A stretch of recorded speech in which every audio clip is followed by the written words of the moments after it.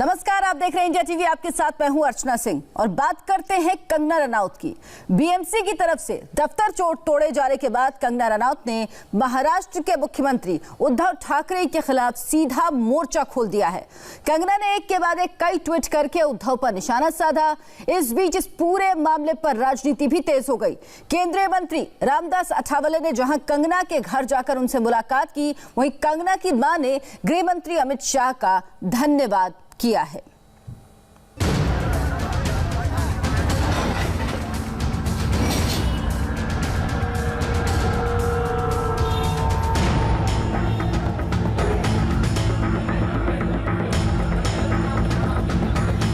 Bulldozer की गड़गड़ाहट मुंबई के पाली हिल से पहले मातोश्री तक और फिर पूरे देश में गूंज रही थी।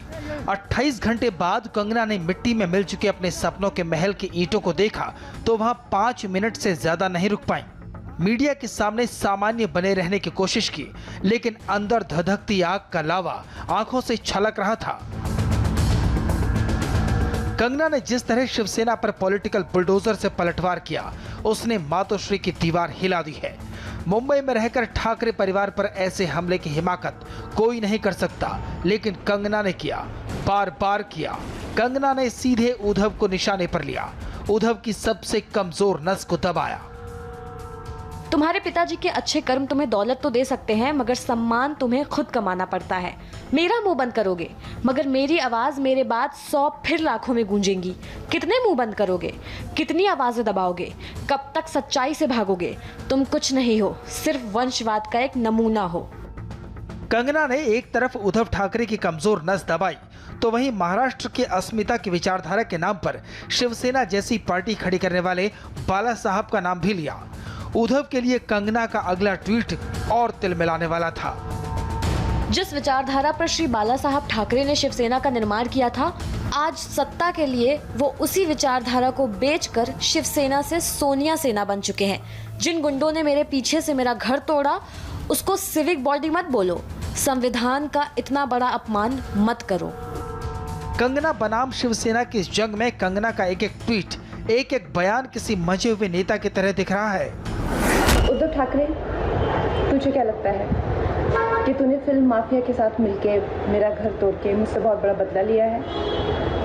आज मेरा घर टूटा है, कल तेरा घमंड टूटेगा। कंगना के इन बयानों का असर भी दिख रहा है। मुंबई से दिल्ली तक, पटना से शिमला तक की सड़कों पर समर्थन में जुलूस निकल रहे हैं। उद्धव और संजय राउत के पुतले फूके जा रहे हैं। हिमाचल के मुख्यमंत्री जयराम ठाकुर भी कंगना के बहाने हिमाचली कार्ड खेल रहे हैं।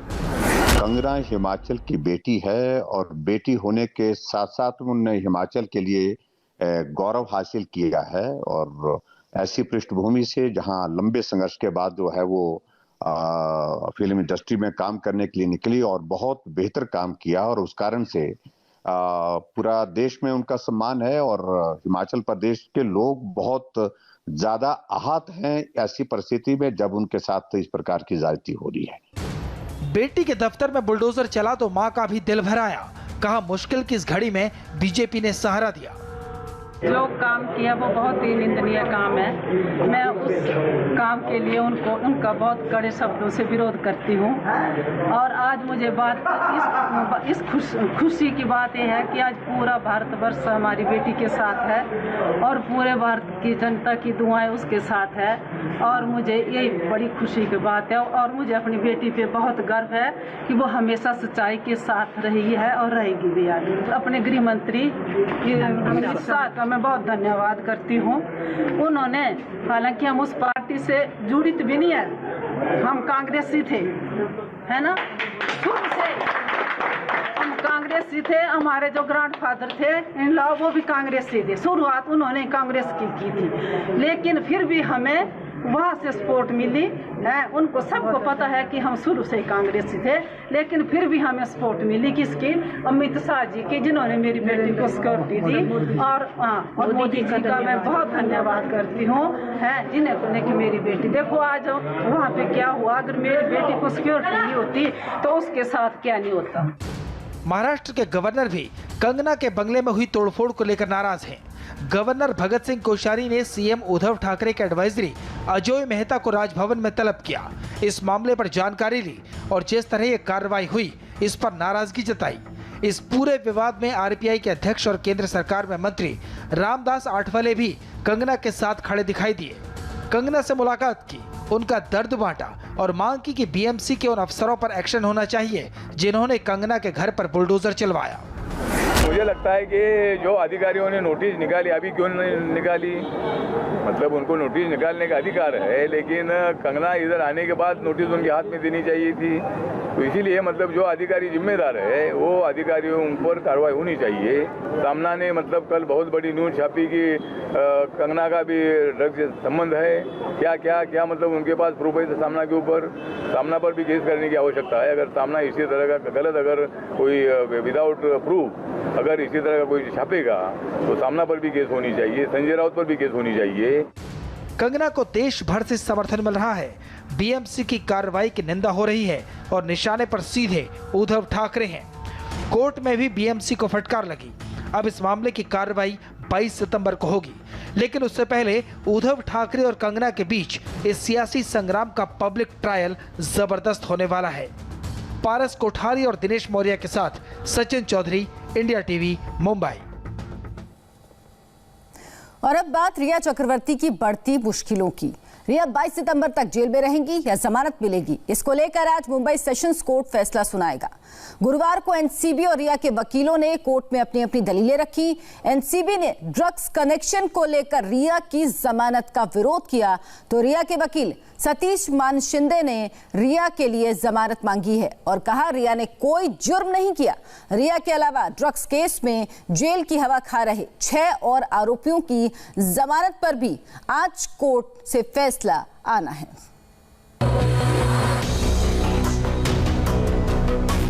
ड्रग्स केस में गिरफ्तार रिया चक्रवर्ती जेल में हैं। जेल की रोटियां खा रही हैं, जेल का पानी पी रही हैं, लेकिन रिया को जमानत मिलने का इंतजार बढ़ता जा रहा है। गुरुवार को कोर्ट में रिया की जमानत पर सुनवाई तो हुई, लेकिन मुंबई के सेशंस कोर्ट ने जमानत पर फैसला आज तक के लिए सुरक्षित रख लिया। सेशन कोर्ट आज रिया की जमानत पर फैसला सुना सकता है। अगर रिया को आज जमानत नहीं मिली तो उसे 22 सितंबर तक जेल में ही रहना पड़ेगा। रिया के अलावा शौविक समेत 6 आरोपियों की जमानत पर भी फैसला आ सकता है। गुरुवार को रिया चक्रवर्ती को उम्मीद थी कि उसे बेल मिल जाएगी। वो वापस भायखला जेल की काल कोठरी से अपने आलीशान घर में पहुंच जाएंगी, लेकिन एनसीबी और रिया के वकीलों की दलीलों को सुनकर कोर्ट ने फैसला सुरक्षित रख लिया। गुरुवार को हुई सुनवाई में एनसीबी ने रिया की जमानत याचिका का विरोध किया। एनसीबी ने कोर्ट में दलील दी कि रिया का गुनाह छोटा नहीं है। एनसीबी ने कहा कि सुशांत केस से जुड़े ड्रग्स एंगल जैसे बड़े मामले की अभी जांच जारी है, जिसमें कई बड़े चेहरों से पूछताछ होना बाकी है। ऐसे में अगर रिया को जमानत मिलती है तो वो सबूतों और गवाहों को प्रभावित कर सकती है। उन लोगों का आर्गुमेंट ये था कि स्मॉल क्वांटिटी के कनेक्शन में ये ऑफेंस है, इसलिए बेल देना चाहिए, जिसमें 1 साल की सज़ा है, इसलिए बेल देना चाहिए। लेकिन हमारा कहना ऐसा था कि ये स्मॉल क्वांटिटी के रिलेटेड केस नहीं, it is having wide ramifications और इसके लिए हमको ये खोजबीन करना ज़रूरी है। That's why this is not a proper stage to entertain bail. NCB की दलीलों पर रिया चक्रवर्ती के वकील सतीश मानशिंदे ने भी अपनी दलीलें रखी। सतीश मानशिंदे ने कहा कि रिया चक्रवर्ती ने कोई जुर्म नहीं किया है। सुशांत खुद ड्रग्स मंगवाते थे, रिया उनके कहने पर मैसेज टाइप करती थी। इस मामले में रिया को फंसाया जा रहा है।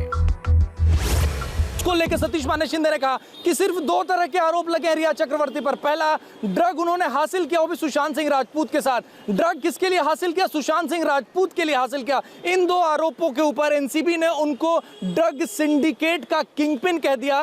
फिलहाल रिया चक्रवर्ती मुंबई की भायखला जेल में बंद है। रिया जेल की चार दीवारी में कितनी बेचैन है, उसका अंदाजा इसी बात से लगाया जा सकता है कि वो ठीक से खाना तक नहीं खा रही हैं। जेल सूत्रों के मुताबिक रिया को जेल में करीब 8 बजे खाना दिया गया। खाने में दाल, चावल, सब्जी और रोटी दी गई, लेकिन रिया ने बमुश्किल 1 रोटी और थोड़े से चावल खाए। खाना खाने के बाद रिया रात 11 बजे तक टहलती रही। 12 बजे खुद जमीन पर बिस्तर लगाया, लेकिन उनकी आंखों से नींद गायब थी। रिया थककर जेल में कोने में बैठ गई। 10 बाई 15 की काल कोठरी में चिंता की लकीरें उसके चेहरे पर साफ देखी जा सकती थी। रिया रात करीब 2:30 बजे तक पानी पीती रही और टहलती रही। बार बार वो अपने ही बैरक के अंदर चहलकदमी कर रही थी, यहाँ से वहाँ, वहाँ से यहाँ। कई बार वो जमीन पर बैठ जाती। उन्होंने बिस्तर भी अपना फोल्ड करके रख दिया, क्योंकि वो आराम नहीं करना चाहती थी। उन्हें एक ही उम्मीद थी कि अगर उन्हें बेल मिले तो पहले वो अपने प्राइम रोज घर जाए। जिस तरह से वो उन्हें पूछताछ में बुलाया जाता था, वापस घर लौट जाती थी, लेकिन ऐसा हो न सका। सुशांत सिंह राजपूत की मौत से जुड़े ड्रग्स कनेक्शन में रिया सबसे बड़ा मोहरा है। रिया पर एनडीपीएस एक्ट की जिन धाराओं में केस दर्ज हैं, उसमें कई धाराएं गैर जमानती हैं। रिया के वकील हर वो दलील रख रहे हैं जिससे रिया को जमानत मिल जाए। ऐसे में रिया जेल में ही रहेंगी या फिर मिलेगी बेल, ये आज साफ हो सकता है। राजेश कुमार और राजीव सिंह के साथ अतुल सिंह, इंडिया टीवी, मुंबई। और अभी एक ब्रेक के बाद देखिए रिया के भाई की गवाही एक्सक्लूसिव।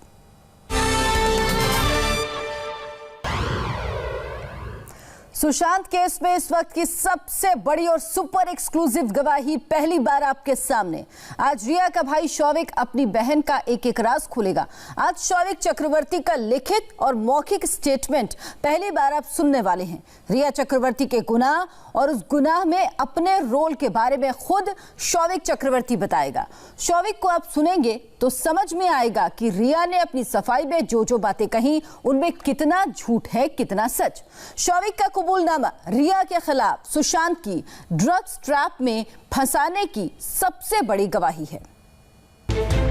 आज पहली बार आप रिया के भाई शौविक चक्रवर्ती की जुबानी ड्रग्स की पूरी कहानी सुनेंगे। आज पहली बार आप रिया के भाई शौविक की जुबानी सुशांत और रिया के रिलेशन की कहानी सुनेंगे।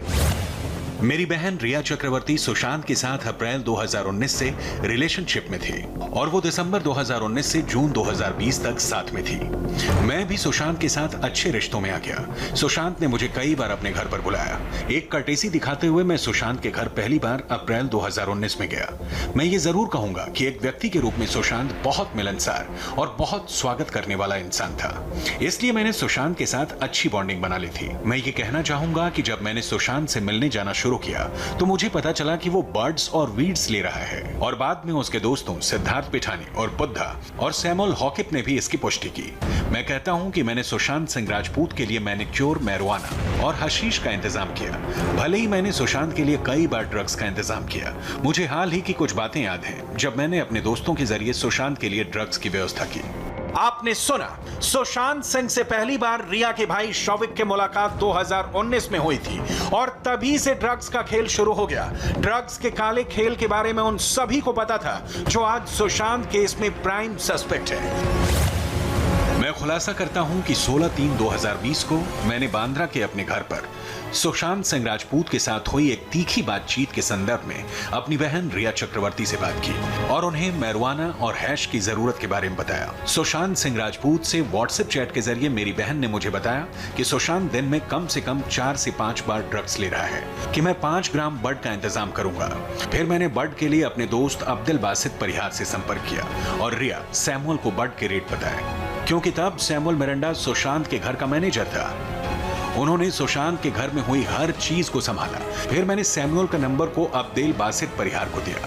मैं कह सकता हूं कि बासित ने एक अन्य दोस्त जैद के साथ सैमुअल का नंबर दिया और जैद ने उस ड्रग्स को 17/3/2020 को बांद्रा इलाके में कॉर्नर के आसपास ईंट के पास शाम 5 बजे भेज दिया। शौविक ने कबूल किया है कि लॉकडाउन के दौरान भी ड्रग्स की सप्लाई और डिलीवरी चल रही थी। मुझे याद है कि 15/4/2020 को सैमुअल मिरांडा ने मुझे व्हाट्सएप पर संपर्क किया और सुशांत सिंह राजपूत के लिए ड्रग्स भेजने के लिए कहा, और इसके बाद मुझे याद है कि दीपेश सावंत ने भी मुझसे संपर्क किया। मैंने अपनी बहन रिया के साथ भी इस ड्रग्स के बारे में बात की। ड्रग्स के लिए मैंने फिर से बासित से संपर्क किया और क्यूरेटेड मैरिजुआना की रिक्वेस्ट की, लेकिन बासित ने मुझे बताया कि वो अपने दोस्त के जरिए हैश दिला सकता है, क्योंकि कोविड-19 के कारण लॉकडाउन हो रहा था और माल कम आ रहा था। मेरी रिक्वेस्ट पर बासित ने कैजान नाम के किसी व्यक्ति के जरिए दीपेश तक ड्रग्स पहुंचवाए। बाद में ये सब बासित ने मुझे बताया। और अभी एक ब्रेक का वक्त है। ब्रेक के बाद देखिए क्या बातचीत की टेबल पर मान गया एलएसी पर आंख दिखाने वाला चीन।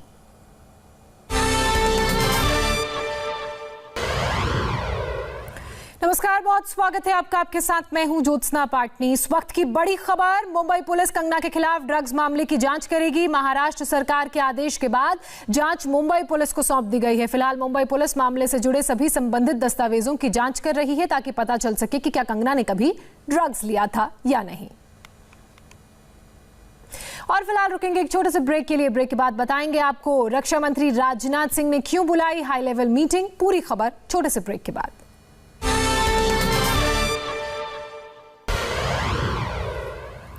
इस वक्त की बड़ी खबर आपको बता दें, रक्षा मंत्री राजनाथ सिंह ने आज सुबह 11 बजे हाई लेवल मीटिंग बुलाई है। इस मीटिंग में एलएसी पर तनाव और सेना की तैयारियों को लेकर चर्चा होगी। इस बैठक में एनएसए अजीत डोवल, सीडीएस बिपिन रावत के अलावा तीनों सेना के प्रमुख भी शामिल होंगे। तो उधर करीब 4 महीनों से भारत और चीन के बीच तनाव जारी है और इसी दौरान दोनों देशों के विदेश मंत्रियों के बीच मॉस्को में बातचीत हुई। बातचीत के दौरान विदेश मंत्री एस जयशंकर ने चीन को दो टूक शब्दों में कहा है कि एलएसी पर भारी हथियारों के साथ चाइना की जो सेना है, चीनी सैनिकों का जमावड़ा ठीक नहीं है। चीन को सीमा पर सभी विवादित जगहों के पीछे हटना होगा। इसके अलावा इस बातचीत के बाद पहली बार तनाव घटने के संकेत भी अब नजर आ रहे हैं।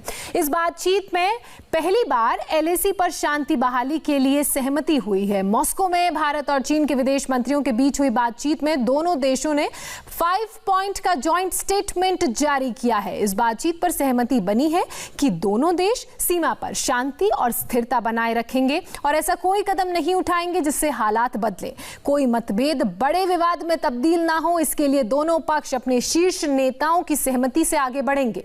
दोनों देशों के विदेश मंत्री इस बात पर भी सहमत हुए हैं कि एलएसी पर मौजूदा हालात दोनों देशों के लिए ठीक नहीं है। ऐसे में दोनों देशों की सेनाओं के डिसएंगेजमेंट के लिए सैन्य स्तर की बातचीत जारी रहेगी। जॉइंट स्टेटमेंट में कहा गया है कि भारत और चीन सीमा विवाद को निपटाने और स्थिरता के लिए पहले के समझौते का पालन करेंगे। इस बात पर भी सहमति बनी है कि भारत चीन सीमा के विवाद को सुलझाने के लिए बातचीत जारी रहेगी और इस बातचीत के लिए विशेष प्रतिनिधि स्तर का तंत्र तैयार किया जाएगा। फिलहाल हम रुक रहे हैं एक छोटे से ब्रेक के लिए। ब्रेक के बाद देखिए बडगाम में सुरक्षा बलों को कैसे हाथ लगी बड़ी कामयाबी।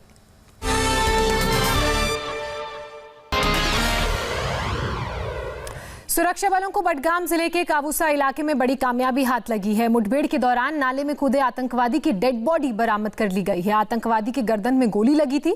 आतंकी का नाम आकिब लोन बताया जा रहा है और पुलिस के मुताबिक ये आतंकी शोपिया का बताया जा रहा है। सुरक्षा बलों की तरफ से चलाए जा रहे इस तलाशी अभियान में आतंकवादियों के बैग भी बरामद किए गए हैं जिसको सुरक्षा बलों ने अपने कब्जे में ले लिया है। बैग की जब तलाशी ली गई तो उसमें से असॉल्ट राइफल की कारतूसों से भरी मैगजीन, एक चाइनीज ग्रेनेड, एक चाकू, 2 मोबाइल फोन और एक फिरन बरामद हुआ है। सुरक्षा बल इलाके में 7 सितंबर से यह अभियान चला रहे हैं। आपको बता दें कि इस साल सुरक्षा बलों ने आतंकवादियों की कमर तोड़ी है और 150 से ज्यादा आतंकवादी इस साल अब तक मार गिराए गए हैं। फिलहाल रुकेंगे एक छोटे से ब्रेक के लिए। ब्रेक के बाद देखिए आज सुबह की 100 बड़ी खबरें सिर्फ 10 मिनट में।